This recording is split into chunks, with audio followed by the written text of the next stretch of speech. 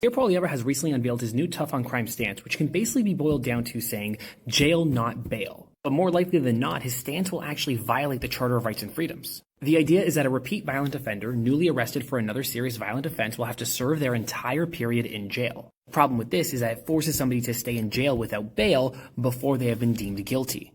Somewhere in there should be room for a person to be found not guilty, because presumably we don't actually sentence people until and unless they have been found guilty beyond a reasonable doubt. With Pierre basically assuming that if you have a prior record, it means that you should presume that the person is guilty. And tough on crime stances like that have been taken in the US tend to disproportionately affect Indigenous and Black people. So his tough on crime stance will basically just be a tough on Black and Indigenous crime stance. And about 70% of people who are in Canadian detention facilities are there because they were denied bail as is. So taking this stance would just see a higher representation in provincial detention facilities of people who have not been criminally convicted of an offense. And this is all without getting into his new tough on crime drug plan, which would basically forcibly put people into treatment facilities, or otherwise, presumably, send them to jail. We need to be wary of this new wave of populism that Pierre Poilievres is pushing. We should be following rules and policies that are backed by science, that are backed by evidence. And if we've seen that something already does not work in the US, maybe we don't mimic it, especially when it comes to the justice system, especially when it comes to drug addiction, and especially when it comes to something that will disproportionately affect Black and Indigenous people in our country.